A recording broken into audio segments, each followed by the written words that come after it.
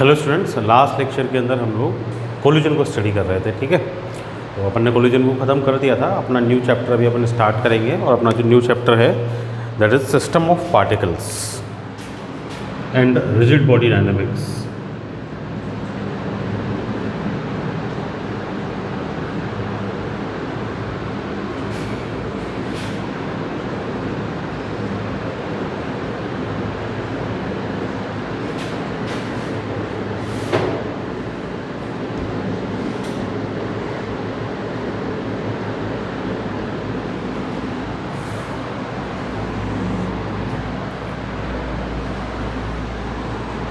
इसी चैप्टर में अपन centre of मास के बारे में स्टडी करेंगे।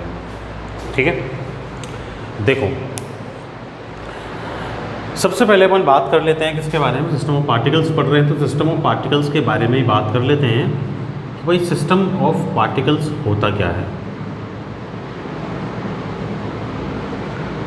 हमको पता है कि कोई भी ऑब्जेक्ट जो हम देख रहे हैं अपने सराउंडिंग में वो पार्टिकल्स से मिलके बना हुआ है, स्मॉल पार्टिकल्स से मिलके बना हुआ है। तो स्मॉल पार्टिकल्स से मिलके जो अपना अरेंजमेंट डेवलप होगा उसको अपन सिस्टम बोलते हैं। लेकिन उसको सिस्टम बोलने के लिए उसके साथ एक स्पेसिफिकेशन भी है। सिस्टम क्या है? It is the combination of particles, है ना। और ऐसे बोल सकते हैं मैं collection of particles. It is the collection of particles. लेकिन ये जो कलेक्शन ऑफ पार्टिकल्स है ना, इस तरह होना चाहिए कि पार्टिकल्स के बीच में कोई म्यूचुअल इंटरेक्शन हो। ठीक है, क्या होना चाहिए? There should be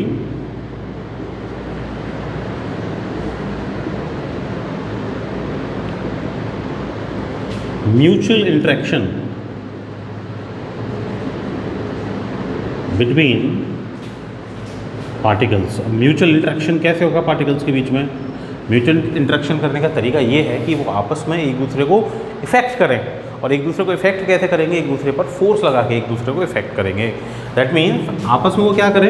mutual interaction. Mutual interaction की जब मैं बात कर रहा हूँ दैट मीन्स उनके बीच में क्या अप्लाई होना चाहिए? म्यूचुअल फोर्स अप्लाई होना चाहिए। ठीक है, अभी जो म्यूचुअल फोर्स अप्लाई होता है सिस्टम के अंदर होता है। तो ये जो म्यूचुअल फोर्स है ये कैसा फोर्स है? ये इंटरनल फोर्स है ना। तो सिस्टम क्या है? कलेक्शन ऑफ पार्टिकल्स है। ऐसे पार्टिकल्स का कलेक्शन जो पार्टिकल्स आपस में क्या कर रहे हैं? म्यूचुअल इंटरेक्शन कर रहे हैं। ठीक है, और mutual interaction means internal force, आपस में एक दूसरे के ऊपर फोर्स अप्लाई कर रहे हैं। ठीक है, जैसे किसी कंटेनर के अंदर अगर मैं गैस फिल कर दूं तो वो गैस के पार्टिकल्स क्या करेंगे? एक दूसरे पर फोर्स लगाएंगे। ठीक है, तो वो कंटेनर क्या हो गया? एक सिस्टम हो गया, सिस्टम ऑफ पार्टिकल्स हो गया। ठीक है, लेट एग्जाम्पल, मेरे पास एक चौक है। ठीक है, चौक के पार्टिकल एक दूसरे के साथ बाइंड है तभी तो वो चौक बना रहे हैं। तो पार्टिकल्स एक दूसरे पे क्या कर रहे हैं? फोर्स अप्लाई कर रहे हैं। ठीक है, तो वो क्या हो गया? एक सिस्टम ऑफ पार्टिकल्स हो गया। ठीक है, तो ऐसा सिस्टम, ऐसा कॉम्बिनेशन कलेक्शन किसका? पार्टिकल्स का, जिसमें पार्टिकल्स के बीच में क्या हो? म्यूचुअल इंटरेक्शन हो। That is called system of particles. तो इसी सिस्टम ऑफ पार्टिकल के बारे में अपन को पढ़ना है कि सिस्टम किस तरीके से बिहेव करता है।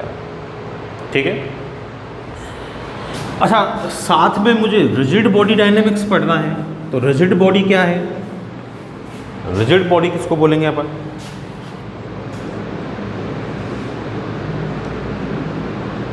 अच्छा, मैंने तो सिस्टम ऑफ पार्टिकल्स में ओनली इंटरनल फोर्स की बात करी। एक्सटर्नल फोर्स हम लगा सकते हैं किसी भी बॉडी पे, लगा सकते हैं। फॉर एग्जांपल मेरे पास क्या एक छोटा सा वुडन ब्लॉक है ना। वुड का एक ब्लॉक है छोटा सा।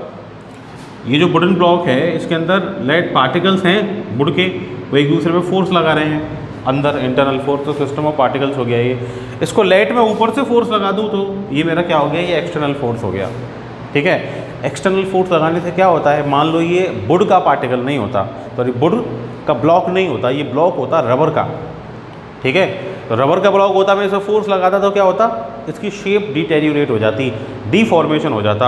मतलब इसके जो इंटरनल पार्टिकल है ना उनका एक दूसरे के रेस्पेक्ट में डिस्प्लेसमेंट हो जाता। एक दूसरे के रेस्पेक्ट में वो अपनी पोजीशन चेंज कर लेते, है ना। हटाता फोर्स तो वापस वही पहुंच जाते। इलास्टिसिटी है इसके अंदर, क्या होती है वो बाद में पढ़ेंगे इलास्टिसिटी। ठीक है, लेकिन मैं इससे फोर्स लगाऊंगा तो क्या होगा? डिफॉर्मेशन हो जाएगा। पार्टिकल्स क्या हो जाएंगे? एक दूसरे के रेस्पेक्ट में डिस्प्लेस हो जाएंगे। ठीक है, तो रिजिड बॉडी वो होती है जिसके अंदर ये ना हो, मतलब जिस पे अगर आप कोई एक्सटर्नल फोर्स लगाओ तो एक्सटर्नल फोर्स लगाने पर उसका डीफॉर्मेशन नहीं होना चाहिए, मतलब उसके जो पार्टिकल्स हैं ना उनका एक दूसरे के रेस्पेक्ट में मोशन डिस्प्लेसमेंट नहीं होना चाहिए, उसको अपन क्या बोलते हैं, रिजिड बॉडी बोलते हैं। मतलब उनकी जो पोजीशन है ना वो अनचेंज रहे, किनकी, पार्टिकल्स की एक दूसरे के रेस्पेक्ट में। तो ऐसा जिस बॉडी के अंदर होगा उसको क्या बोलेंगे अपन, रिजिड बॉडी बोलेंगे। ठीक है, अब देखो रिजिड बॉडी तो क्या है कि एक आइडियल कॉन्सेप्ट मानो इसको, मतलब एग्जिस्ट नहीं करेगी, परफेक्टली रिजिड बॉडी तो होती नहीं है कोई, है ना, कुछ ना कुछ डिफॉर्मेशन, कुछ ना कुछ चेंज पोजीशंस के अंदर तो जरूर होता है। ठीक है, फिर भी क्या होता है कि भाई जो ऑलमोस्ट रिजिड बॉडी होती हैं उनको अपन rigid body, perfect rigid body मान लेते हैं, फिजिक्स के अंदर स्टडी करते हैं जब अपन। ठीक है, जैसे मान लो कोई आयरन का ब्लॉक है, मेरे पास ये आयरन का ब्लॉक है, ठीक है, तो आयरन के ब्लॉक पे अपन बाहर से फोर्स लगाएंगे, अपन लगा रहे हैं, तो उस फोर्स से क्या होगा, अगर मान लो डिफॉर्मेशन होगा भी तो दैट विल बी नेग्लिजिबल, तो उस केस में उसको क्या मान रहे हैं अपन, रिजिड बॉडी मान रहे हैं। ठीक है, मान लो कि स्टोन ले लूँ मैं, स्टोन का पुश कर रहे हो, ठीक है, तो मान लो हो भी रहा होगा तो नेग्लिजिबल, वो अपन को विजिबल नहीं है। ठीक है, तो उस केस में उसको क्या मान रहे हैं अपन, रिजिड बॉडी मान रहे हैं। तो रिजिड बॉडी होने को आइडियल कॉन्सेप्ट है, लेकिन मान लेते हैं अपन, क्यों, क्योंकि डिफॉर्मेशन नेग्लिजिबल हो रहा है। ठीक है, तो ये बात हो गई अपनी किसकी, रिजिड बॉडी की। अब इस चैप्टर में जो सबसे इम्पोर्टेंट फर्स्ट टॉपिक अपन को पढ़ना है दैट इज सेंटर ऑफ मास, उसकी साइड मूव करते हैं अपन। अच्छा देखो, कोई भी रिजिड बॉडी होती है ना, रिजिड बॉडी का दो टाइप का मोशन हो सकता है। ठीक है, रिजिड बॉडी का जो मोशन है ना, मोशन ऑफ रिजिड बॉडीज, वो टू टाइप का हो सकता है। कौन कौन सा हो सकता है,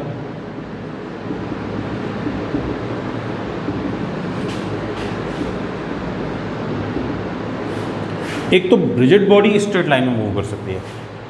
ठीक है, ये मान लो एक रॉड रखी है, पुश कर दिया आपने, स्ट्रेट लाइन में चली जाएगी, तो इसको क्या बोलते थे अपन, ट्रांसलेटरी मोशन। ठीक है, ट्रांसलेटरी मोशन मतलब ट्रांसलेशन हो रहा है, ट्रांसलेशन मतलब हर एक पार्टिकल एक दूसरे के पैरेलल में मूव कर रहा है। ठीक है, एक दूसरे के रेस्पेक्ट में पार्टिकल्स की पोजीशन चेंज नहीं हो रही, मतलब हर एक पार्टिकल की जो वेलोसिटी v है वो कैसी है, कांस्टेंट है। ठीक है, तो पार्टिकल्स यहाँ से उठ के इधर आ जाएंगे, मतलब बॉडी का क्या हो गया, ट्रांसलेशन हो गया, तो इस मोशन को अपन क्या बोल रहे हैं, ट्रांसलेटरी मोशन बोल रहे हैं। ठीक है, वेलोसिटी कांस्टेंट होती है हर एक पार्टिकल की। ठीक है, एक दूसरे के रेस्पेक्ट में, एक दूसरे के रेस्पेक्ट में वेलोसिटी जीरो हो जाएगी, सॉरी, है ना। दूसरा जो मोशन हो सकता है वो रोटेशनल मोशन हो सकता है, जिस मोशन को अपन को यहाँ पढ़ना है। अच्छा, ये जो मोशन है ना, ये तो पढ़ लिया अपन ने, काइनेमेटिक्स में पढ़ लिया, है ना, LLM में भी पढ़ लिया, इसके बारे में स्टडी कर ली। ये मोशन अपन को यहाँ पढ़ना है, रोटेशनल मोशन, तो पता ही है अपन को। रोटेशनल मोशन में क्या होता है कि भाई एक एक्सिस के अराउंड सारे पार्टिकल क्या करते हैं, कोई भी पार्टिकल होगा, सारे पार्टिकल एक एक्सिस के अराउंड रोटेट करेंगे, जिसको अपन रोटेशनल एक्सिस बोलते हैं। ठीक है, सबकी लीनियर वेलोसिटी डिफरेंट डिफरेंट होती है, हर एक पार्टिकल की लीनियर वेलोसिटी कैसी होगी, डिफरेंट डिफरेंट, दो टाइप की वेलोसिटी हो जाएंगी ना, linear plus rotational. Rotational velocity या एंगुलर वेलोसिटी ओमेगा कैसी होगी, वो कांस्टेंट होगी। ठीक है, और डिस्प्लेसमेंट जो है कौन सा, एंगुलर डिस्प्लेसमेंट, वो भी कैसा होगा, सबका सेम होगा, एक जैसा होगा। ठीक है, ओमेगा सबका सेम होगा, थीटा सबका सेम होगा। लीनियर वेलोसिटी और लीनियर डिस्प्लेसमेंट सबके कैसे होंगे, डिफरेंट डिफरेंट होंगे। भाई जो पार्टिकल यहाँ है वो लेस डिस्टेंस पे, यहाँ पार्टिकल है वो मोर डिस्टेंस पे है। ठीक है, ये यहाँ से यहाँ आ गया, ये यहाँ से यहाँ आ गया, तो लीनियर डिस्टेंस इसने लेस कवर किया, इसने मोर कवर किया। ठीक है, लेकिन एंगुलर डिस्टेंस, एंगल दोनों ने सेम बनाया सेंटर पे, तो एंगुलर डिस्प्लेसमेंट दोनों का कैसा हो गया, सेम हो गया। ठीक है, तो यहाँ एक्चुअली में अपन क्या है कि जब अपन रिजिड बॉडी डायनेमिक्स पढ़ेंगे तो यहाँ जो बेसिकली अपन को पार्ट पढ़ना है वो किसका पढ़ेंगे बाद में, रोटेशनल मोशन अपन इसके अंदर देखेंगे। ठीक है, अपन बात कर रहे थे सेंटर ऑफ मास की।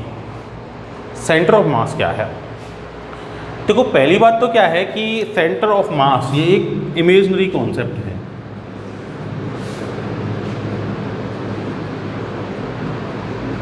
एग्जिस्ट नहीं करता एक्चुअल में, कॉन्सेप्ट है एक। ठीक है, बनाया क्यों, मान लो एक सिस्टम है मेरे पास, ठीक है, उस सिस्टम में बहुत सारे पार्टिकल्स हैं, ठीक है, बहुत सारे पार्टिकल्स हैं। उस सिस्टम पे अपन ने फोर्स लगाया तो फोर्स सारे पार्टिकल्स पे डिवाइड हुआ, सारे पार्टिकल्स पे लग गया। ठीक है, अब मान लो n नंबर ऑफ पार्टिकल्स है, very large number of particles हैं, तो उन पर अप्लाई होने वाले फोर्सेस का अगर अपन इंडिविजुअल स्टडी करें, कर सकते हैं क्या? प्रैक्टिकली पॉसिबल नहीं है कि हर एक पार्टिकल के ऊपर लगने वाले फोर्स या हर एक पार्टिकल की मोशन को अपन सेपरेटली स्टडी करें, पॉसिबल ही नहीं है। क्यों? n पार्टिकल्स हैं, कितने हो सकते हैं? मिलियंस ऑफ पार्टिकल्स हो सकते हैं किसी भी ऑब्जेक्ट के अंदर। ठीक है, तो नहीं कर सकते। तो क्या हुआ कि एक ऐसे कॉन्सेप्ट की अपन को रिक्वायरमेंट जनरेट हुई, एक ऐसे पॉइंट की रिक्वायरमेंट अपन को जनरेट हुई, एक ऐसे पार्टिकल की रिक्वायरमेंट अपन को जनरेट हुई कि अपन क्या करें, इक्विवेलेंट मान लें कि अपन ने उस पॉइंट की स्टडी कर ली, मतलब अपन ने बॉडी के सारे पार्टिकल्स की स्टडी कर ली। ठीक है, तो सारे पार्टिकल्स की एक साथ स्टडी करने के लिए, बॉडी की स्टडी करने के लिए अपन ने एक ऐसा पॉइंट कंसीडर कर लिया। कैसा पॉइंट? जो उस बॉडी में अंदर सारे पार्टिकल्स को रिप्रेजेंट करे अकेला ही, मतलब सारे पार्टिकल्स का एक रिप्रेजेंटेटिव मान लो, है ना। जैसे इलेक्शन होता है ना, तो अपन एमएलए या एमपी सिलेक्ट करते हैं, तो वो कौन है? अपना रिप्रेजेंटेटिव है, तो वो अपने एरिया को रिप्रेजेंट कर रहा है। जैसे भरतपुर का एमपी है, भरतपुर को रिप्रेजेंट कर रहा है। तो सेंटर ऑफ मास है किसी बॉडी का, तो वो क्या कर रहा है? उस बॉडी के अंदर सारे पार्टिकल्स को रिप्रेजेंट कर रहा है। भाई हम रहने वाले यहाँ के हैं, हमको रिप्रेजेंट करने वाला एक आदमी है। ऐसे ही वो पार्टिकल जो उस बॉडी के अंदर उनको रिप्रेजेंट करने वाला एक पॉइंट है, उस पॉइंट को अपन क्या बोलते हैं? सेंटर ऑफ मास बोलते हैं। ठीक है, अब हमने क्या किया, उसको वोट किया है, तो सारी पावर हमने उसको दे दी अपनी। ठीक है, तो पार्टिकल भी सेंटर ऑफ मास को अपनी कंप्लीट पावर मीन्स मास दे देते हैं। इमेजरी कॉन्सेप्ट है। ठीक है, मतलब सेंटर ऑफ मास अपन ये बोल सकते हैं कि वो पॉइंट है जिसके पास सारे पार्टिकल्स का मास सेंट्रलाइज है, सारे पार्टिकल्स की पावर सेंट्रलाइज है। ठीक है, और उसकी स्टडी करना मतलब बॉडी के सारे पार्टिकल्स की स्टडी करना। तो सेंटर ऑफ मास क्या हो गया? अपन डेफिनेशन में बोलते हैं सेंटर ऑफ मास वो पॉइंट हो गया किसी भी बॉडी के अंदर जिस पर किसी भी बॉडी का कंप्लीट मास हम लोग सेंट्रलाइज मानते हैं। होता नहीं है, मानते हैं, मतलब अपन ने ऐसा थोड़ी अपनी पावर वगैरह सब लेके और उस एमपी को दे दी, नहीं, अपन ने उसको अपनी तरफ से बोलने के लिए रिप्रेजेंटेटिव कर दिया। तो ऐसे ही सेंटर ऑफ मास क्या है? उन सारे पार्टिकल्स का रिप्रेजेंटेटिव है। ठीक है, वो उन सब की तरफ से बात करेगा, मतलब उन सब की तरफ से बोलने की पावर उसके पास है। मतलब एक तरीके से सबका मास उसके ऊपर अपन ने क्या मान लिया? सेंट्रलाइज मान लिया, सबकी रेस्पॉन्सिबिलिटी उसके ऊपर मान ली। ठीक है, तो सेंटर ऑफ मास क्या समझ में आया? फिर एक ऐसा पॉइंट जो पूरी बॉडी का क्या है? रिप्रेजेंटेटिव है, सारे पार्टिकल्स का अकेला रिप्रेजेंटेटिव है, और सारे पार्टिकल्स का मास मतलब कंप्लीट बॉडी का मास उस पर अपन ने क्या मान लिया? सेंट्रलाइज मान लिया। क्यों मान लिया? क्योंकि अपन जो कॉन्सेप्ट अप्लाई करते हैं वो पार्टिकल्स पे अप्लाई करते हैं। न्यूटन्स के लॉ जो अप्लाई करते हैं वो किस पर अप्लाई करते हैं? पार्टिकल्स पर अप्लाई करते हैं। तो पार्टिकल्स पर अप्लाई करते हैं तो सारे पार्टिकल्स पर अप्लाई करके और उनको कंबाइंड स्टडी करना पॉसिबल नहीं है। तो पॉसिबल नहीं है तो अपन ने उनका एक रिप्रेजेंटेटिव ले लिया, उस रिप्रेजेंटेटिव पर अपन वो लॉज अप्लाई करते हैं, वो कॉन्सेप्ट अप्लाई करते हैं, और उसकी स्टडी मतलब सारे पार्टिकल्स की स्टडी, ऐसा अपन मानते हैं। तो उस पॉइंट को अपन ने क्या बोल दिया? सेंटर ऑफ मास बोल दिया। ठीक है, तो डेफिनेशन क्या हो जाएगी? वो point, the point which is the representative of all the particles in the system and the total mass of the system is set to be centralize on that point. ठीक है, होता नहीं है, ऐसा मानते हैं, ऐसा कहा जाता है कि सेंट्रलाइज है। ठीक है, अभी जो सेंटर ऑफ मास है ना, ये किसी भी बॉडी के अंदर हो सकता है। ठीक है, जनरली क्या है कि बहुत सारी जो सिमेट्रिक बॉडीज़ हैं, वो सिमेट्रिक बॉडीज़ में तो अपन सेंटर में ही मान के चलते हैं। ठीक है, मान लो मेरे पास कोई स्फीयर है तो स्फीयर का सेंटर ही उसका सेंटर ऑफ मास होगा, क्योंकि उसका सेंटर ही क्या होगा? उसका सेंटर ही सारे पार्टिकल्स का रिप्रेजेंटेटिव होगा। अच्छा, एक तरीके से और अपन सेंटर ऑफ मास को रिकॉग्नाइज कर सकते हैं कि सेंटर ऑफ मास क्या है? वो पॉइंट है जिस पे अगर डायरेक्ट फोर्स लगा दिया जाए, है ना, तो बॉडी ट्रांसलेटरी मोशन करेगी। मतलब अगर मान लो ये मैं एक हैमर ले लेता हूँ, है ना, ये एक हैमर है छोटा सा, है ना, इसका सेंटर ऑफ मास लेट यहाँ है। आप फोर्स यहाँ लगाएं, क्या होगा, ये हैंडल है इसका, ये इसकी मेन बॉडी जो मेटल की होती है, हैमर ले रहा हूँ, यहाँ फोर्स लगाएंगे तो क्या होगा, ये ऐसे रोटेट कर जाएगा, ठीक है। तो ये सेंटर ऑफ मास यहाँ पे नहीं था। लेकिन अगर आपने डायरेक्ट सेंटर ऑफ मास पे फोर्स लगाया, मतलब यहाँ लगा दिया सेंटर ऑफ मास के सामने, मतलब लाइन ऑफ वर्किंग जो है फोर्स की वो कहाँ से पास हो रही है, सेंटर ऑफ मास से पास हो रही है। तो अपना जो ऑब्जेक्ट है वो कैसा मोशन करेगा, ट्रांसलेटरी मोशन करेगा। मतलब वो पॉइंट है, वो इमेजिनरी पॉइंट है जिस पे अगर डायरेक्ट फोर्स लगा दिया जाए तो ऑब्जेक्ट क्या करता है, ट्रांसलेटरी मोशन करता है, ठीक है। जैसे ये अपना बॉल है, ठीक है, इधर लगाएंगे फोर्स, ऐसे रोटेट करने लग जाएगी, ठीक है। लेकिन मान लो इधर डायरेक्ट लगा दिया तो शिफ्ट होगी, सीधा ट्रांसलेटरी मोशन होगा, ट्रांसलेशन होगा, ठीक है। तो इस तरह अपन पहचान भी सकते हैं, ठीक है, सेंटर ऑफ मास को। जैसे मेरे हाथ में मार्कर है ना, इधर फोर्स लगाऊंगा तो ये ऐसे रोटेशन करेगा, इधर लगाऊंगा तो ऐसे रोटेशन करेगा, सेंटर ऑफ मास पे मतलब सीधा जाएगा, ठीक है। तो वो पॉइंट हो गया जिस पर डायरेक्ट फोर्स लगा रहे हैं, रिकॉग्नाइज कर सकते हैं इस तरह अपन। तो अपना ऑब्जेक्ट कैसा मोशन कर रहा है, ट्रांसलेटरी मोशन कर रहा है, ठीक है। अब सेंटर ऑफ मास को अपन फाइंड कर सकते हैं। तो एक 2 पार्टिकल सिस्टम के लिए देखते हैं अपन क्या होता है सेंटर ऑफ मास। तो देखो next topic, the centre of mass of 2 particle system. एक सिस्टम ऐसा जिसके अंदर ओनली 2 ही पार्टिकल्स हैं, तो उसका सेंटर ऑफ मास कहाँ होगा।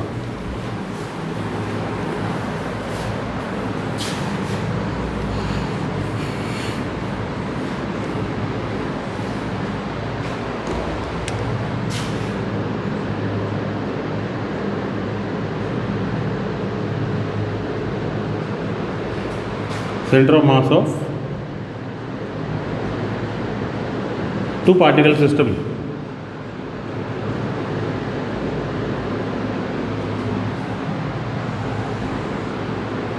अच्छा देखो, सेंटर ऑफ मास ऐसा नहीं है कि फिजिकली बॉडी के अंदर ही प्रेजेंट होगा, बॉडी से बाहर भी हो सकता है, ठीक है। जैसे एल शेप की ये बॉडी है, सारे पार्टिकल का सेंटर पॉइंट यहाँ कहीं होगा, ठीक है। तो बॉडी से बाहर हो गया।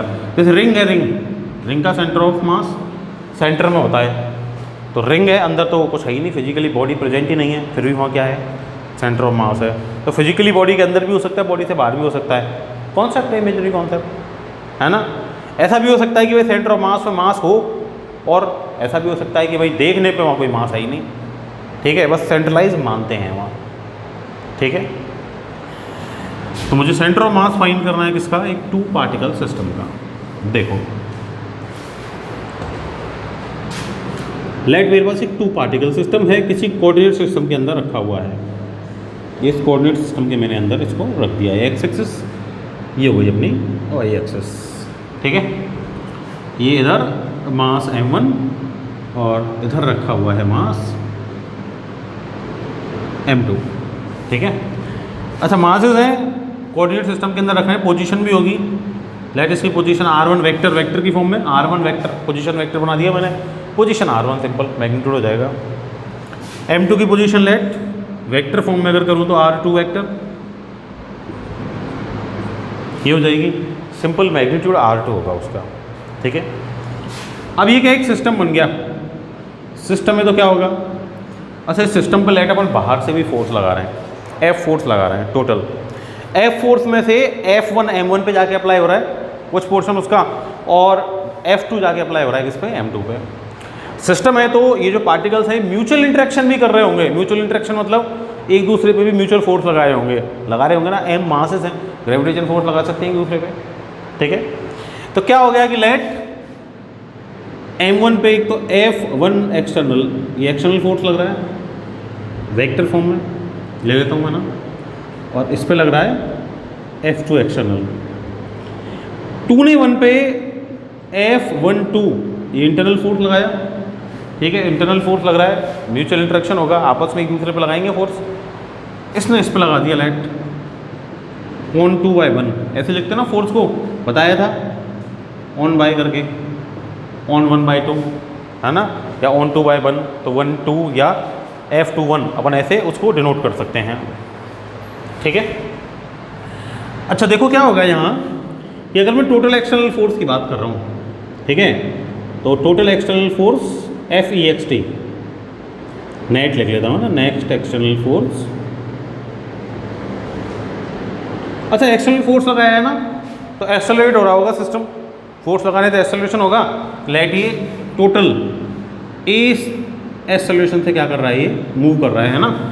अच्छा पार्टिकल सॉरी कंप्लीट बॉडी कर रही है, सेंटर ऑफ मास भी मूव कर रहा होगा, तो लेट सेंटर ऑफ मास जो है वो ACM वेलोसिटी से मूव कर रहा है, ये अपना A1 वेलोसिटी से मूव कर रहा है, ये अपना A2 वेलोसिटी से मूव कर रहा है। बीच में कहीं सेंटर ऑफ मास होगा, लेट सेंटर ऑफ मास की पोजीशन क्या है, RCM है, तो वो पोजीशन मुझे फाइंड करनी है, पोजीशन ही तो फाइंड करनी है, सेंटर ऑफ मास कहाँ होगा, ठीक है, RCM फाइंड करना है मेरे को। तो देखो नेक्स्ट एक्सटर्नल फोर्स तो क्या हो गया, ये हो जाएगा F1EXT वेक्टर फॉर्म में है ना, प्लस F2EXT है ना, इक्वेशन 1। ऐसे नेट इंटरनल फोर्स फाइंड करूँ तो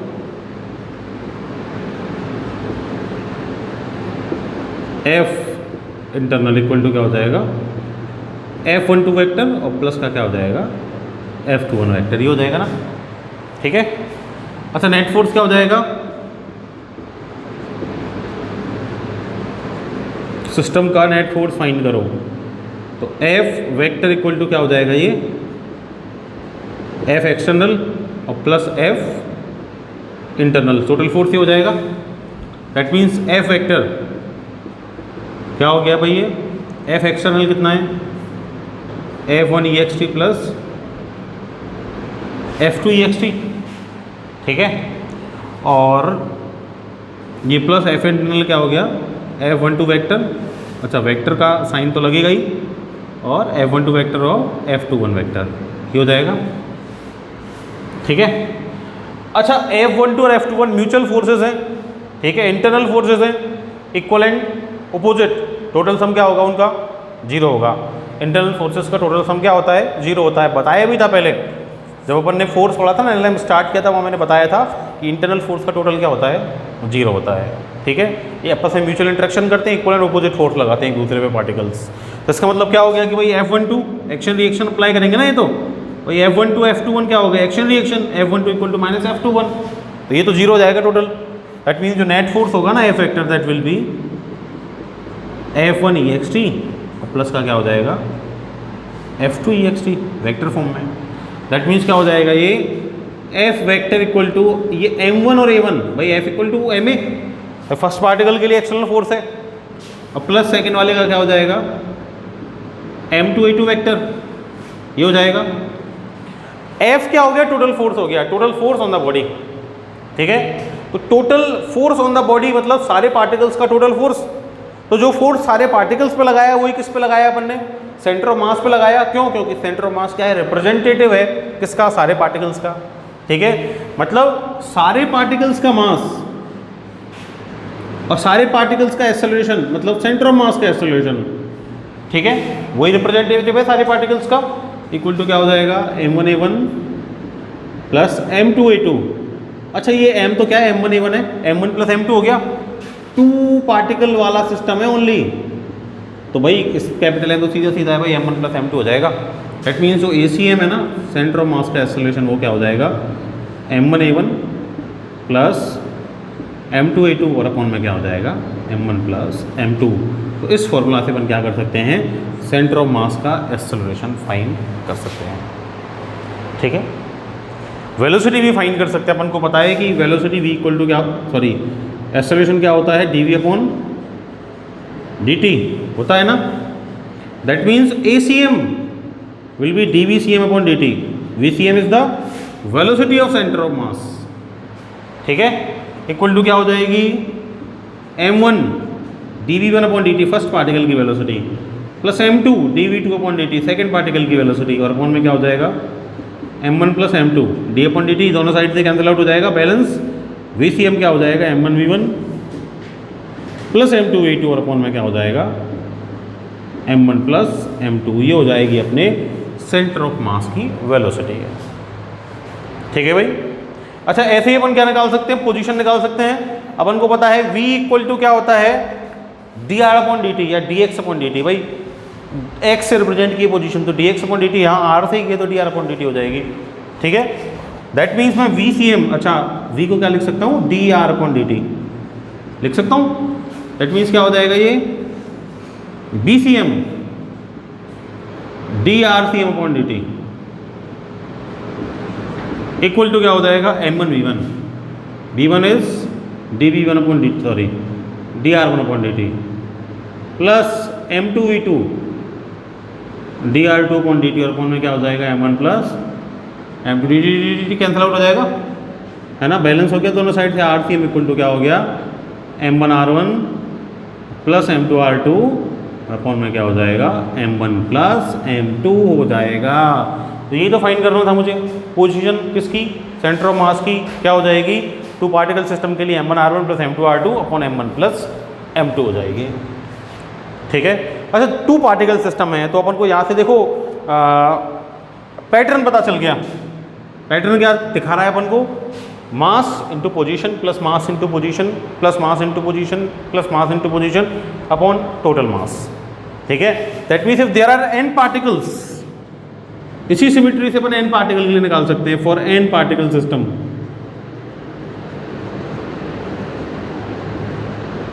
n पार्टिकल सिस्टम के लिए RCM, मान लो एक से ज़्यादा पार्टिकल, n पार्टिकल होते हैं सिस्टम के अंदर, तो n होते तो फर्स्ट वाले का मास फर्स्ट वाले की पोजीशन, सेकंड वाले का मास सेकंड वाले की position, dash dash dash nth वाले का मास और nth वाले की पोजीशन अपॉन टोटल मास m1 प्लस m2 प्लस जितना भी है सारे पार्टिकल्स का मास अपन क्या कर देंगे, ऐड कर देंगे। अच्छा, वेक्टर फॉर्म में चल रहा है सब कुछ। ठीक है, ये वेक्टर मैंने लगाया नहीं इधर, ये वेक्टर इधर वेक्टर ही आएगा। ठीक है, ये dr, इधर भी RCM वेक्टर है, r1 वेक्टर है, r2 वेक्टर है, RCM vector, r1 vector, r2 vector. ठीक है, m1 r1 vector, m2 r2 vector और mn rn वेक्टर। ठीक है, दैट इज RCM वेक्टर। ये मेरी क्या हो जाएगी, पोजीशन हो जाएगी किसकी, सेंटर ऑफ मास की।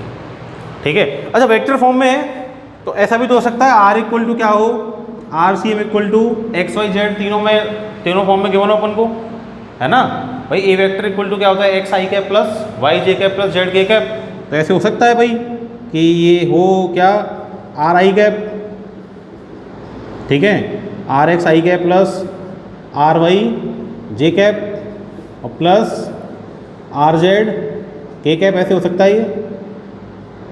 ठीक है, ठीक है, ऐसे ही क्या हो जाएगा, R1 इक्वल टू क्या हो जाएगा, R1 एक्स आई कैप, ठीक है, R1 Y J cap plus R1 Z K cap. ठीक है, ऐसे R2 को क्या लिख सकता हूँ, R2 x I cap, R2 Y J cap, R2 Z K cap, ऐसे हो सकता है। तो एक्स वाई जेड अगर हैं तो हर एक पॉइंट के लिए फिर सेपरेट निकलेगा। ठीक है, मतलब अगर मैं निकालना चाहूँ तो XCM vector will B M1 x1 vector plus M2 x2 vector upon M1 plus M2। ठीक है, अगर मैं R को क्या मान रहा हूँ, x I cap plus Y J cap मान रहा हूँ तो। ठीक है, क्या मान लिया मैंने R को, इधर लिख देता हूँ मैं, जगह नहीं बची। R vector equal to X I cap plus Y J cap, है ना। ऐसे YCM will be M1 y1 plus M2 y2 और अपॉन M1 प्लस M2। ऐसे ZCM इक्वल टू क्या हो जाएगा, M1 Z1 plus M2 Z2 upon M1 plus M2। तो n particle के लिए उसी तरह अपन सेम पैटर्न से फॉर्मूला फाइंड कर सकते हैं। ठीक है, तो ये मेरा फॉर्मूला हो गया। इस फॉर्मूला से अपन क्या फाइंड कर सकते हैं, एक्सेलरेशन, वेलोसिटी और पोजीशन किसकी, सेंटर ऑफ मास की। ठीक है। अच्छा, इसमें क्या है, कुछ मान लो स्पेशल केस जनरेट हो जाए, जैसे मान लो टू पार्टिकल सिस्टम ही है और टू पार्टिकल सिस्टम में दोनों पार्टिकल्स के मास सेम हो जाएं, m1 equal to m2 equal to क्या हो जाए, m हो जाए। तो अपना RCM क्या है, m1 r1 plus m2 r2, तो वो दोनों m हो गए, अपना m1 प्लस m2 2m हो गया। RCM क्या हो जाएगा, r1 प्लस r2 बाई 2। ठीक है, तो दोनों के बीच में कहीं आ जाएगा सेंटर ऑफ मास, सिंपल निकल जाएगा। ठीक है, अगर मान लो सेंटर ऑफ मास जो है ना वो कहाँ हो, वो ओरिजिन पे आ जाए अपना, मतलब अपन ने टू कोऑर्डिनेट सिस्टम के अंदर रख लिया अपने सिस्टम को, और टू कोऑर्डिनेट सिस्टम के अंदर रखने के बाद अपना सेंटर ऑफ मास कहाँ आ रहा है, सेंटर पे आ रहा है। फॉर एग्जांपल मान लो मेरे पास ये था टू कोऑर्डिनेट सिस्टम, अपन के पास रिंग है, रिंग को अपन ऐसे रख लिया कि रिंग का सेंटर कहाँ आ रहा है, ओरिजिन पे आ रहा है, तो मतलब सेंटर ऑफ मास कहाँ हो गया, ओरिजिन पे हो गया। ठीक है, तो अगर RCM 0 हो that means m1r1 plus m2r2, ठीक है, अपॉन m1 प्लस m2 क्या हो जाएगा, 0 हो जाएगा। ये तो केस 1 डाल देना इसको, और ये केस 2 डाल देना, ठीक है। That means m1r1 vector plus m2r2 vector equal to क्या हो जाएगा, 0। That means m1r1 vector will be equal to m2r2 vector. Minus का अगर मैग्नीट्यूड निकालूं, that means magnitude of m1r1 will be equal to magnitude of m2r2, ठीक है। That means अगर center of mass कहाँ है, ओरिजिन पे है, तो मास एक पार्टिकल के लिए मास और उसकी पोजीशन का मल्टीपल दूसरे पार्टिकल के लिए मास और पोजीशन के मल्टीपल के क्या होगा, वो इक्वल होगा, ठीक है। तो ये 2 केस अपन स्पेशल केसेस में क्वेश्चन आएंगे वहाँ यूज़ कर सकते हैं, ठीक है। तो ये अपन ने जो सेंटर ऑफ मास की पोजीशन निकाली, ये तब निकाली जब अपने पास जो पार्टिकल्स है ना उनकी अलग अलग पोजीशन, सेपरेट पोजीशन मुझे पता है, फर्स्ट पार्टिकल की पता है r1, सेकंड की पता है r2, ठीक है। तो ऐसा तभी होगा जब अपना सिस्टम डिस्क्रीट है, मतलब उसमें पार्टिकल अपन को अलग अलग दिख रहा है, सेपरेट दिख रहा है। पर अगर कोई सिस्टम ऐसा है जिसमें पार्टिकल सेपरेट नहीं है, कॉन्टिन्यू पार्टिकल है, जैसे मार्कर है, इसके अंदर आप पता नहीं कर सकते पार्टिकल्स के बारे में, ठीक है। ये कैसा सिस्टम है, कॉन्टिन्यूस सिस्टम है, पार्टिकल्स एक दूसरे से सेपरेट थोड़ी दिख रहे हैं अपन को, तो पार्टिकल सेपरेट नहीं दिख रहे, तो क्या हो गया, कॉन्टिन्यूस सिस्टम हो गया। तो कॉन्टिन्यूस सिस्टम के लिए कैसे करेंगे वो अपन आगे के लेक्चर्स में देखेंगे, ठीक है। That's all for today, thank you.